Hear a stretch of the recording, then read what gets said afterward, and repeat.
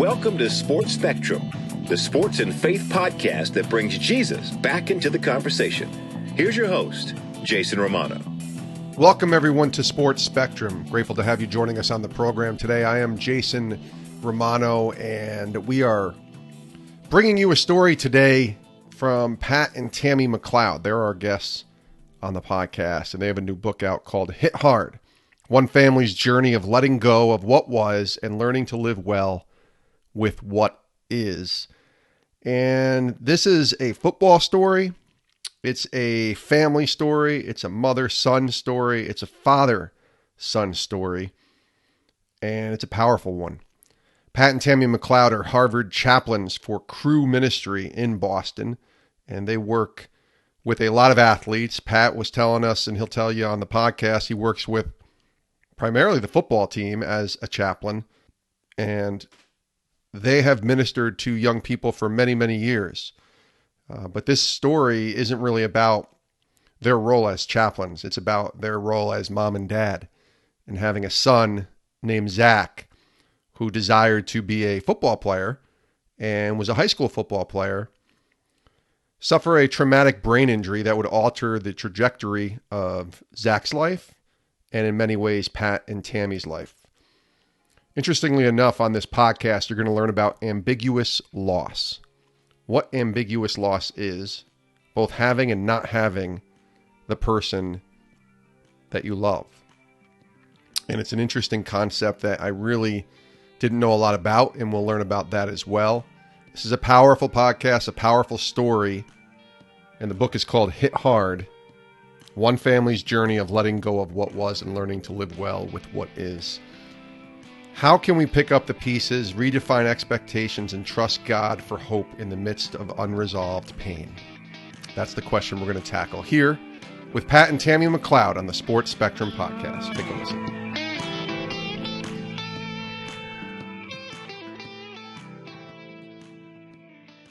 Pat and Tammy McLeod, welcome to the podcast.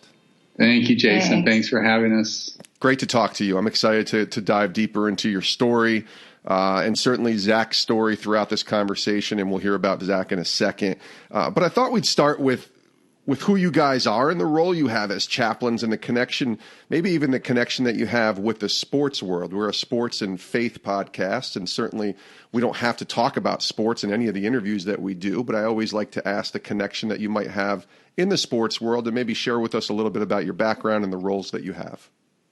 Sure. Let me start. So Tammy and I both are Harvard chaplains. We work actually primarily with athletes at Harvard.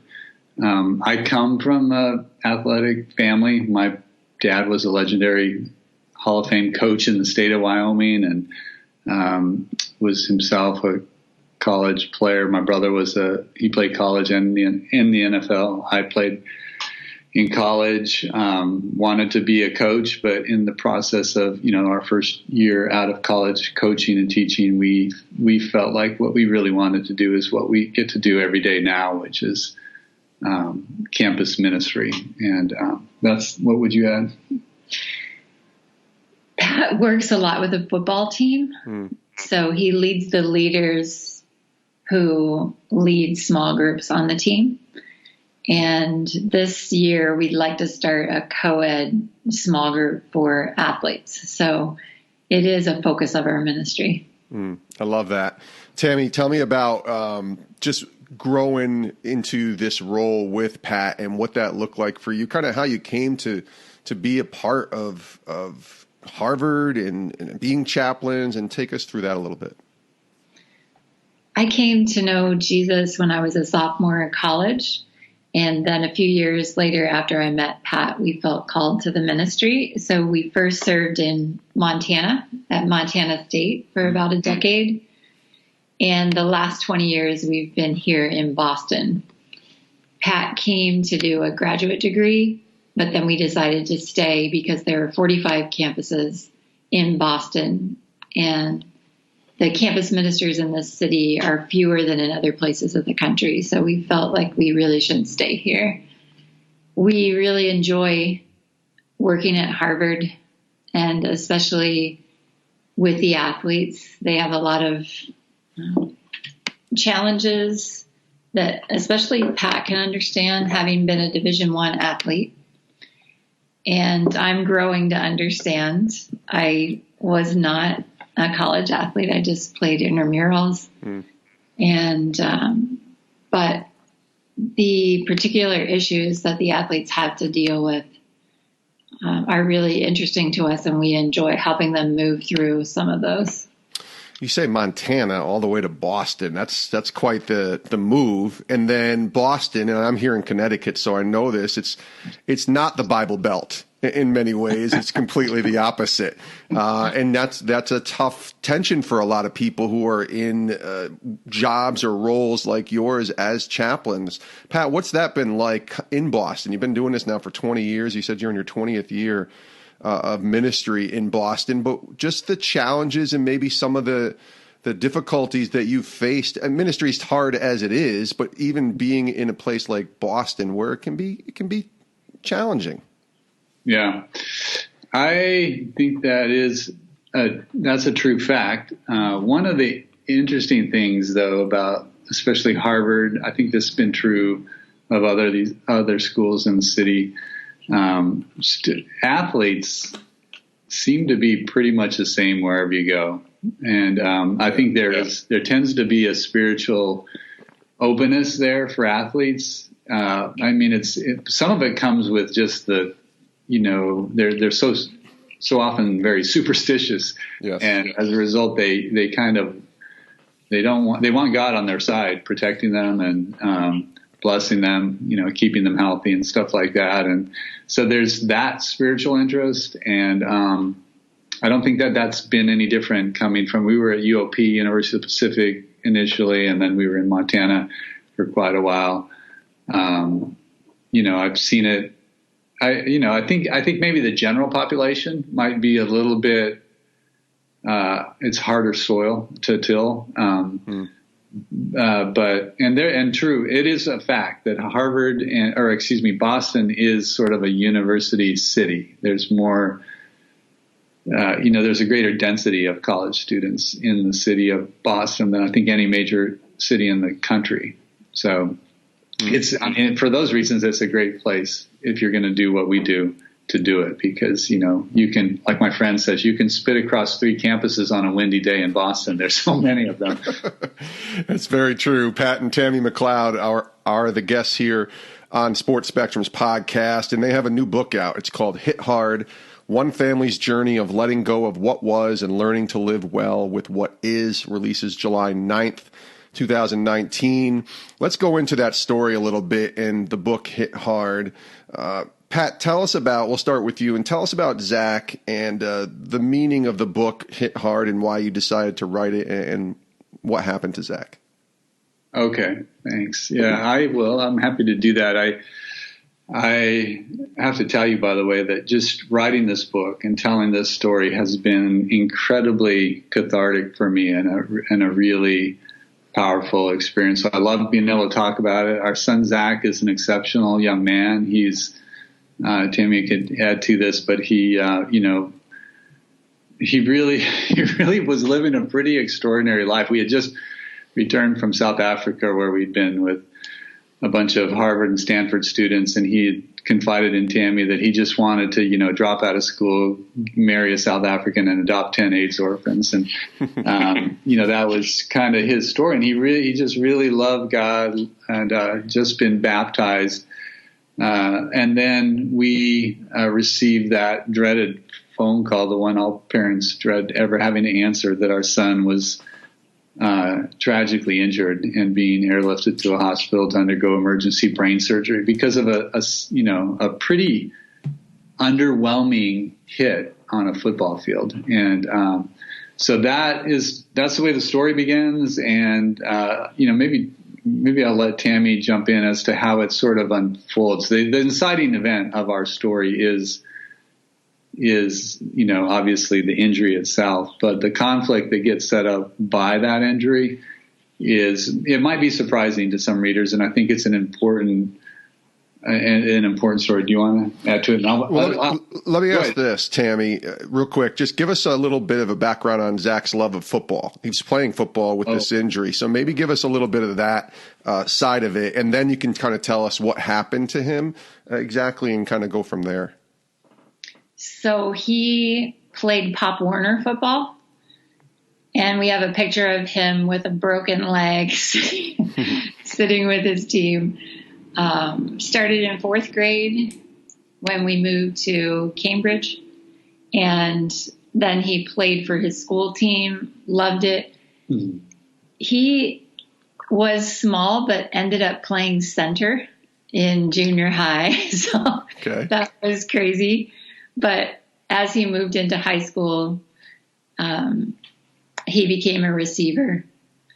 And Pat knows the other positions he played. They were? He was a defensive back and a wide receiver, mostly quarterback. Okay. So he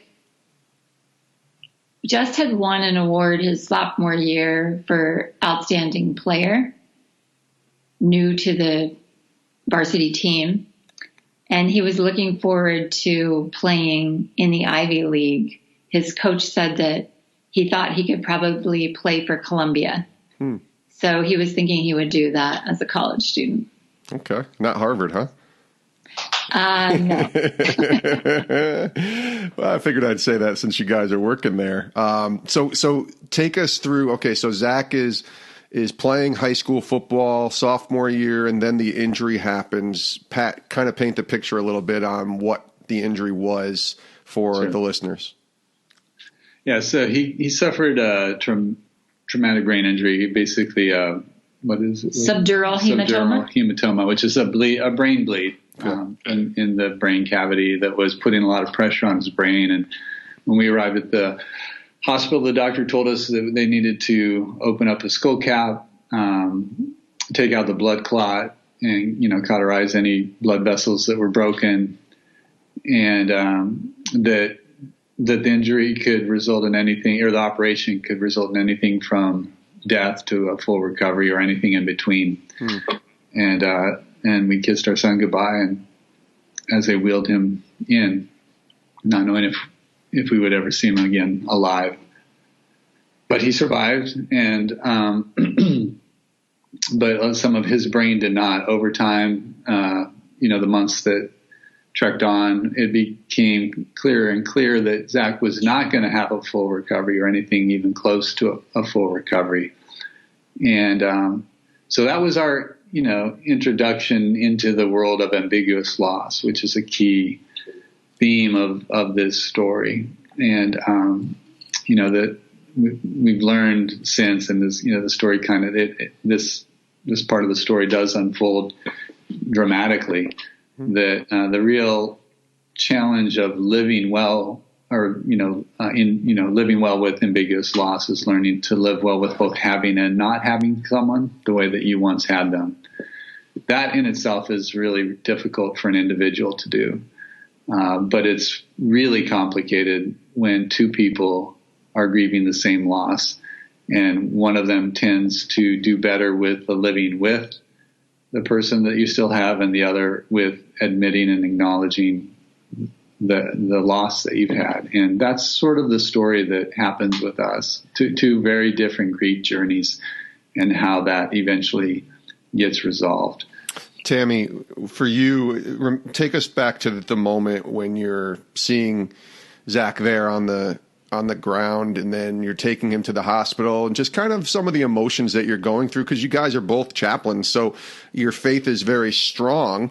But I still talk to people all the time who experience loss or difficult seasons of life or traumatic moments, and it's hard to go through. It doesn't matter if you're a believer or not. So take me through some of that, time with you as a mom, trying to process what's happening, and even maybe where your faith is kind of helping you, or maybe even some ways far away from you as you're going through this.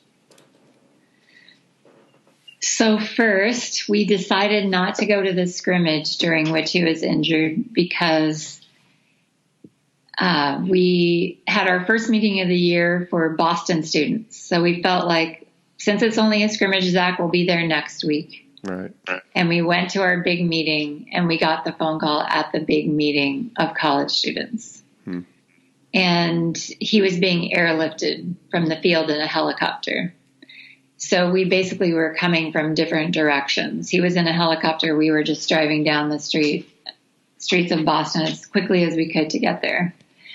And when we arrived, getting the news that he could die or fully recover or anything in between was hard. We just decided to pray for him, then kissed him, and he was wheeled away. It was hard not knowing what would happen to him, but we did feel our faith sustaining us through the whole thing. It was great. In that first evening, we had people around us, so sitting with us, waiting. So we really appreciated the role of other people in help sustaining us. But the actual faith component for me, people said, have you asked God, why did this happen? Or why did he allow it to happen? But really that question never came up for me. I was just grateful for God's nearness in suffering. And so I had read that all through scripture, but now through the Zack days, as I call them, I had come to see that it is actually true, that he is near to the brokenhearted and saves those who are crushed in spirit. So mostly I just felt God's nearness through the suffering. How long ago was this? What year was this? So Zack was injured 2 days before his 17th birthday, and it was 2008, so September 2008. Pat, we have a lot of coaches and fathers that listen to this podcast, and as men, we like to fix things and be the protector. But there's still a process that needs to take place for you to grieve and express that sorrow as well. Can you share how maybe you navigated both those worlds to not only be strong for your family and be the man of the house and all that, and the husband and the dad that you're supposed to be, but allow yourself to still grieve and feel that pain that was taking place in that process? That's a very good story. Question, Jason. Yeah, that's actually a big part of the story for me. And by the way, let me say this. I do hope that guys will read this book.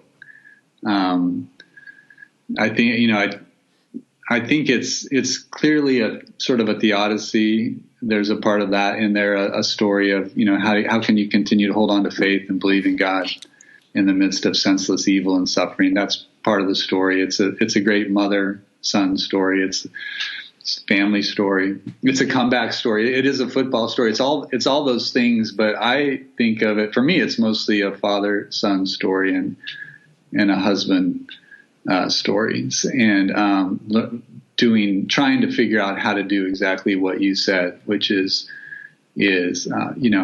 be strong for your family, but also grieve. And so that didn't come easy for me. It still doesn't.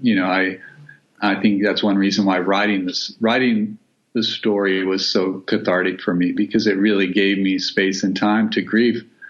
And it was really powerful. I mean, we just read the book. We did the audio version of the book. They chose us to do it, which was, I didn't even want to do it because I hate reading. I hate reading in front of people. Right.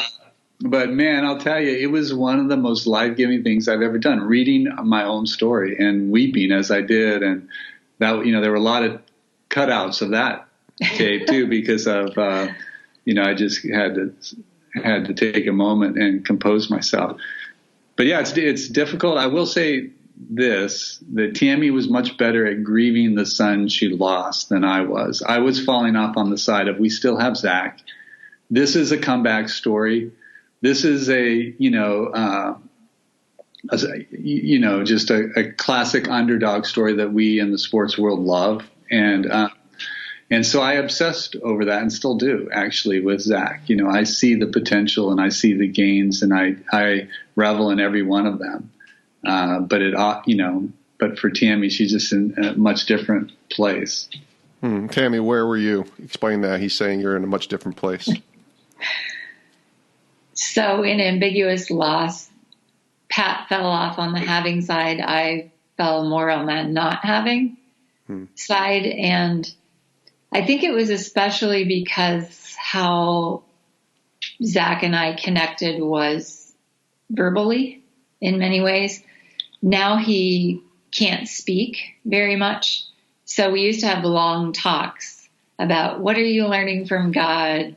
How do you think he's speaking to you? What does he want you to do in the world? And then we would pray every night for his school, and we would sing worship songs together. So the things that I used to do with Zach were gone because he couldn't speak anymore. And I had to learn what the person who coined the term ambiguous loss talks about: revise the attachment. The attachment's still there. I'm still really close to Zach, but how do I change it now so that I can communicate with him? And so one practical thing that we do now, for example, is he can still play the left hand of his guitar. So he plays the chords, but he can't use his right hand. So I reach over the guitar and strum with my right hand. And then I sing, and he can't sing. Well, once in a while he throws in a word or two. So just learning how to shift the relationship to stay nearer to him. I've never heard that word ambiguous loss until I read your book, until I started doing research on your story.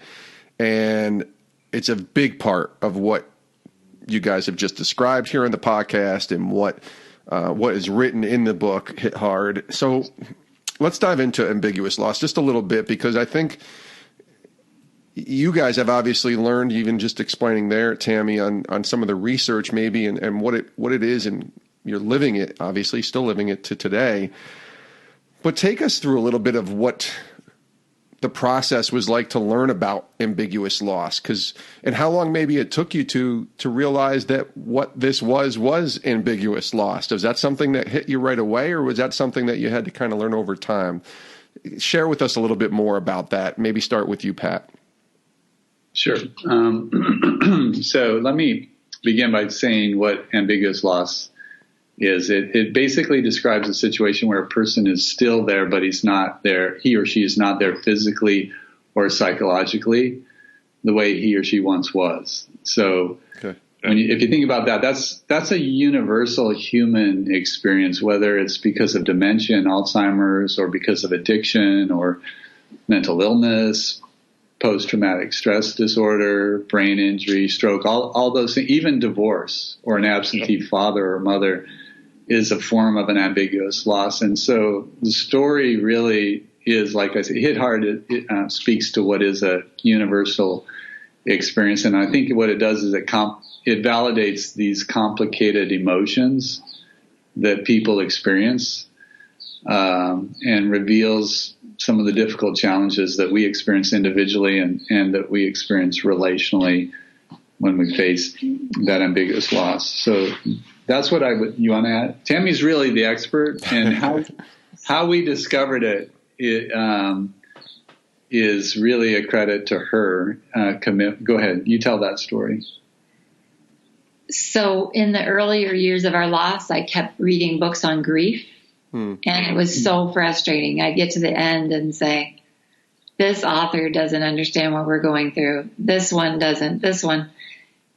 Finally, I just called the rehab hospital where Zach was located for 4 months. And I asked him, I keep reading books on grief and I can't find any that talks about our type of grief.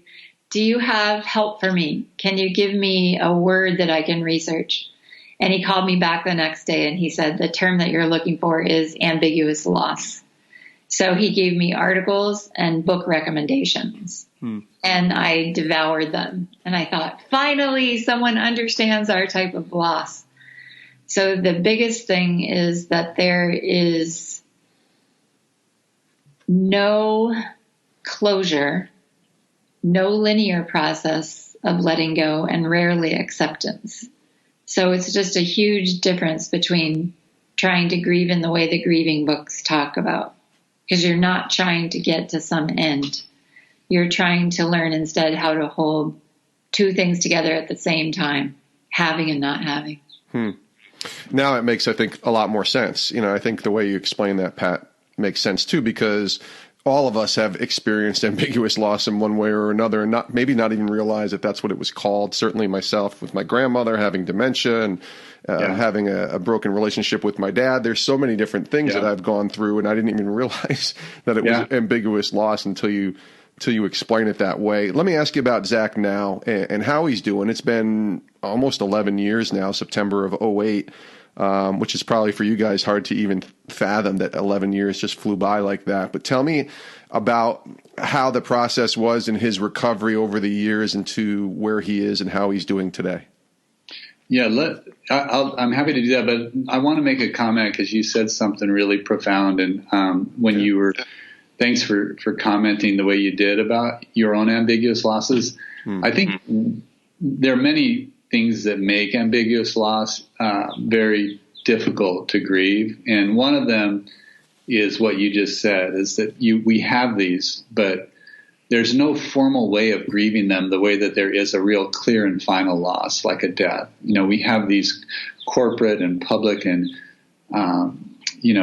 ceremonies that we call a funeral. They create space for people to grieve, and that's a really healthy thing, an important thing for us to do. And biblically, grief and lament is incredibly important. Tammy can talk about that. I mean, she's lived it so much better than I have. But it's like when your loss is ambiguous, like ours was, and the ones you've described were and are. You need those emotions go unvalidated, and that's what we kind of came to a realization that we needed to acknowledge publicly that there really is a huge loss here. So now I'm forgetting what was the question. It's okay. No, first of all, that was a great answer, and thank you for sharing that. The question is, how is Zach doing? The process of how he what the recovery was like after the accident, through the years, into where he is and how he's doing today. So Zach lives now in a group home. He doesn't live at home. He's not really safe without having someone with him 24 hours a day who's awake with him. Even at night, he has someone sitting next to his bed awake, because he's both mobile and impulsive. He has no short-term memory, and he's very unstable. And so if he falls again, like he has, he had to undergo a third traumatic brain operation, because he was left alone once, tried to walk up the steps and fell over a banister of rail and was right back where he started, 4 years earlier. So he lives there's that reality. There's also the fact that he can't really speak very well. He can only see, he has a complete right hemi block, so he only sees things to the left of center. He's he doesn't have a great swallowing mechanism, so he's vulnerable to choking, and so he's got a lot of physical issues. But that said, he is the most life-giving, happy. He's the happiest, and probably the most spiritual.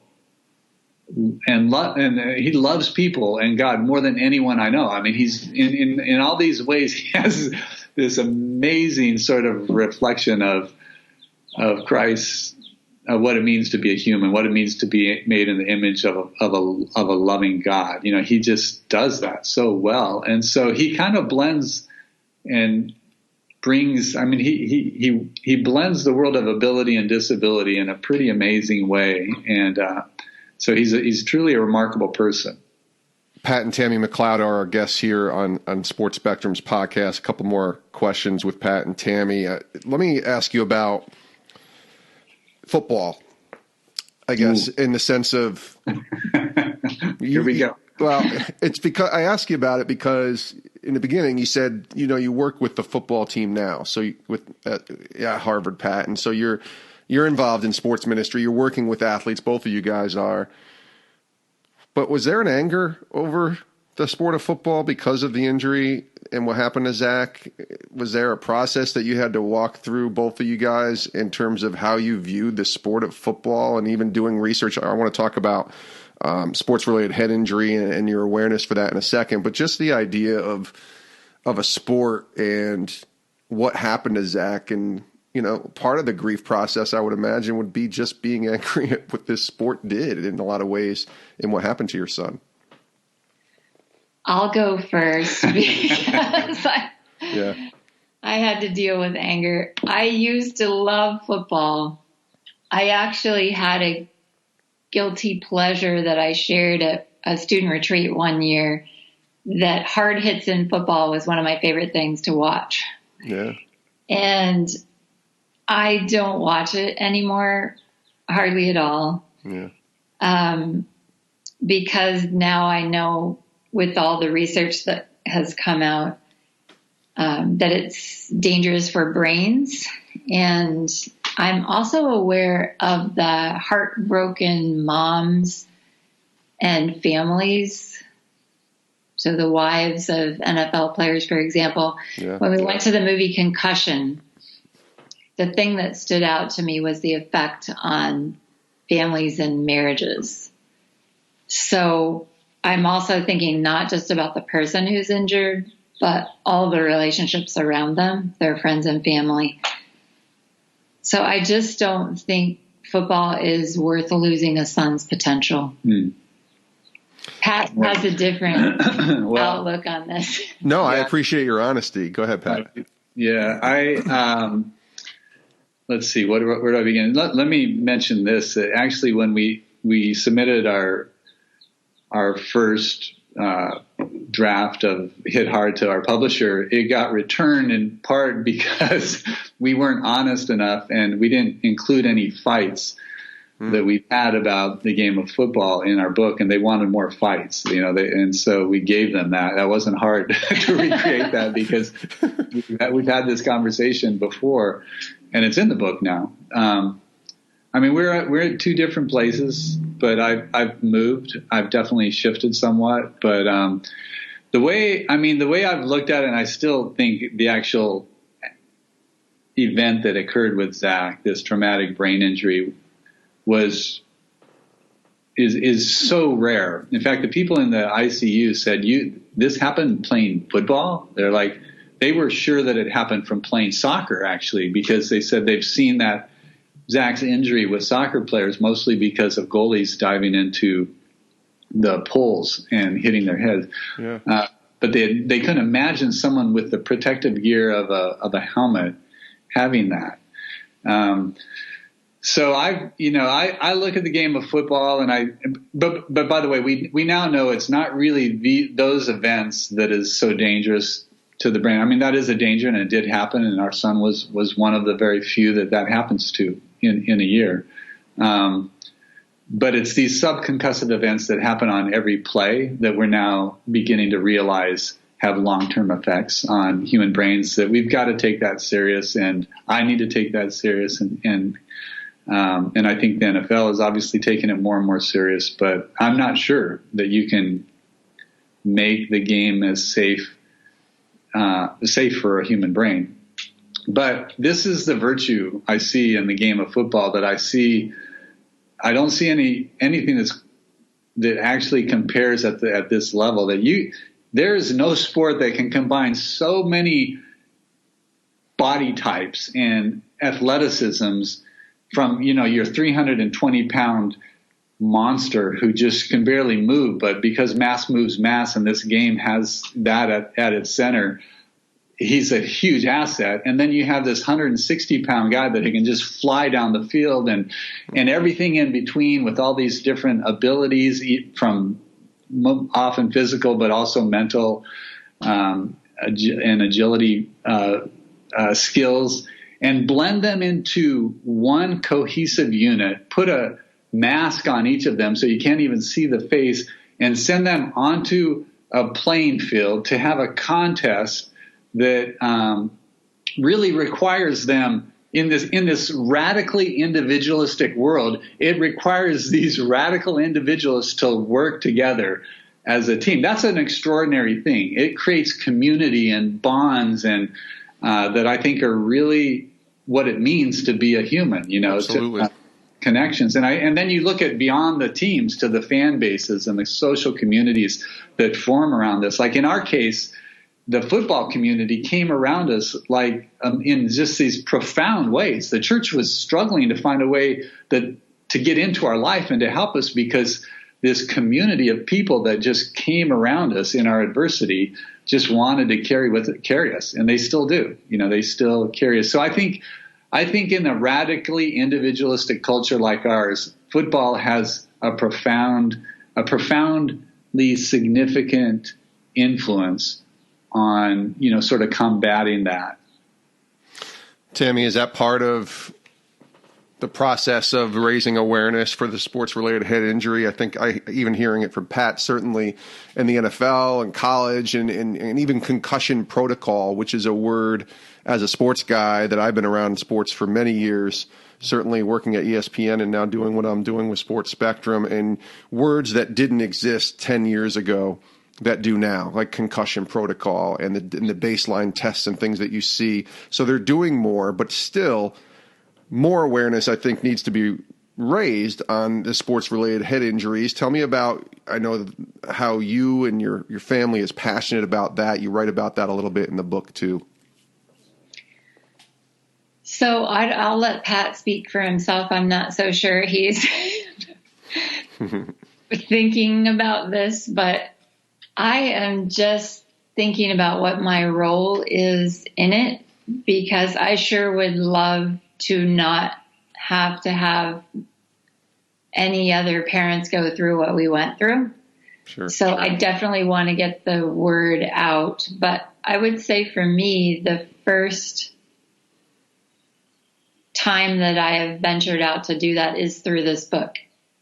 So I'm sure I'm not going to be very popular after the book comes out, because football is very popular in America. But I think it's good to hear my voice. Basically, the chapter that we write in Hit Hard about this issue with our two differing views, I think is the conversation that's going on in America. Absolutely. So we're just bringing it to the surface. So I hope people like watching the two different views and how they interact and what we need to think about as we're talking to someone from the other view. But I definitely would love to help men and boys be safer. So especially with little ones. Yeah. There's a big push for under 14 just playing flag football. That brains are most susceptible to injury when their boys are small. So I would love if that would just be nationwide. If we would just say, we're not going to play tackle football until 14. Yeah. And Pat said he doesn't really think that you need to play tackle football when you're little, because those skills, I forget what you say, it's not a skill sport. Well, that not as skilled as a lot of sports. It's just raw athleticism. It's not like you have to start it when you're 3 years old. Right. So I do hope that something happens through the argument that we wrote about in the book. No, I'm glad you write about it, because it's a real tension. I think about, my nephew is a starting quarterback on his high school team in upstate New York. And, I certainly would never want to see anything happen to him. And I'm this guy who grew up and I love football. I mean, I watch it. I've met so many athletes, and part of our ministry and so many people that we've interviewed here are football players, NFL guys, college guys, even high school coaches and players. And I love football, but I also completely empathize with your side, Tammy, because I've never been in the situation that you guys have been. And I think it's a real conversation that should continue to happen. It doesn't mean we need to make drastic changes and get rid of the game of football, but I think there are things that we need to seriously look at and listen to, especially as we hear more stories like yours. And I'm so glad you wrote it. Let's close here, Pat and Tammy. We asked this question to all of our guests, and I'm curious to see what your answers will be. So we'll start first with Tammy, ladies first here as we close. This is a question we ask all of our guests here on the podcast. What are you learning today from God? What is he teaching you based upon all of what you have been through? What are you learning from the Lord in the season of life that he has you in today? First, I think just going back to what I said earlier about God's nearness and suffering, right? That it's not that he was just there for me, but he will be there for anyone in suffering. So I'm really, really encouraged when I talk with a student at Harvard about hard times they're going through. I'm able to say, you know what? It's not like Pat and I are special people. Right. It's God's nature to meet people in suffering. So you will meet him there. And so it gives me more courage to encourage them to push into their pain and not run from it. That's good. How about you, Pat? So for me, this has been like, I think I've become a narrative theologian, and I'm not sure I totally even know what people mean when they say that. I know what I mean when I say that, and that is that I see Scripture as filled with multiple genres, but the prevailing genre is narrative. And we're storytelling animals. We need stories. Our lives unfold as a story, but stories are what they inspire us, and they encourage us, and they entertain us, and they enable us, like you just referenced from what Tammy said, our whole moral learning about, it happens through stories. And so Tammy telling her story, this is going to be a way that people learn and form a moral opinion about the morality of football.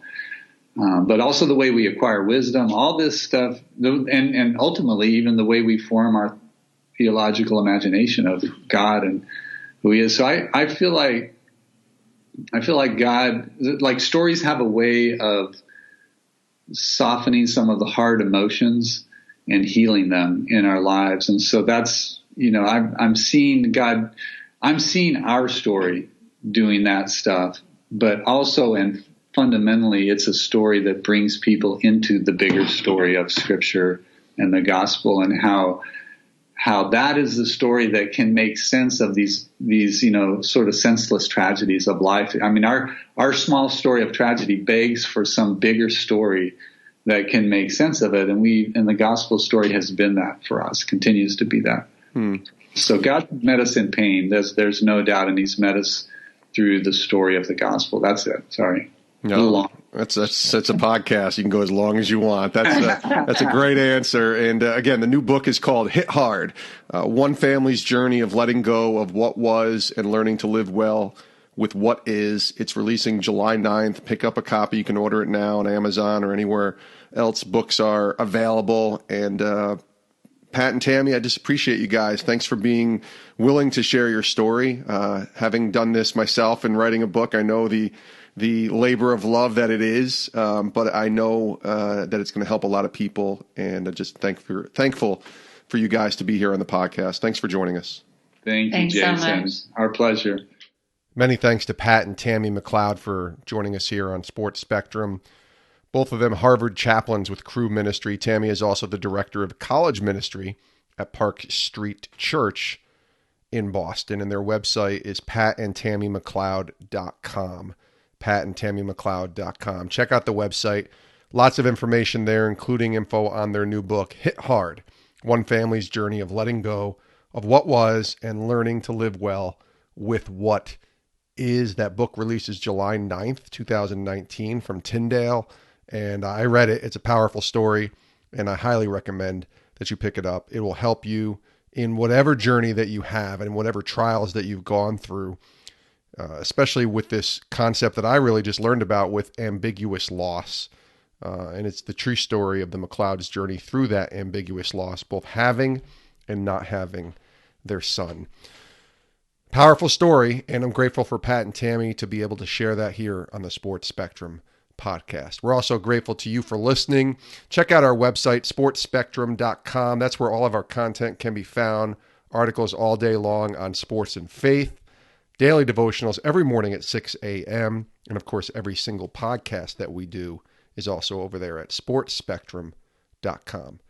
Also, click this subscribe button that you're listening to this podcast on so you never miss an episode of the Sports Spectrum podcast.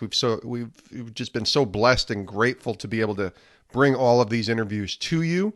People like Pat and Tammy who they just have a powerful story that they want to share, and glorifying God through it all. And that's what we aim to do. We just believe that we want to point people back to Jesus. That's it. So check out our website, sportspectrum.com, and click that subscribe button. If you ever want to suggest a guest, or if you have any ideas of people to be on this podcast, please email me directly, jason@sportspectrum.com.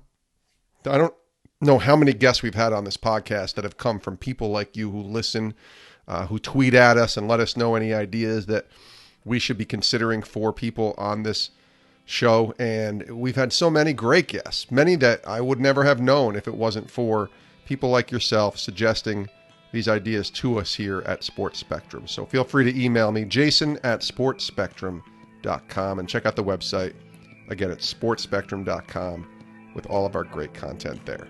Thanks for listening, and we'll see you next time with a brand new episode of Sports Spectrum's podcast. Have a great rest of your day. See you soon.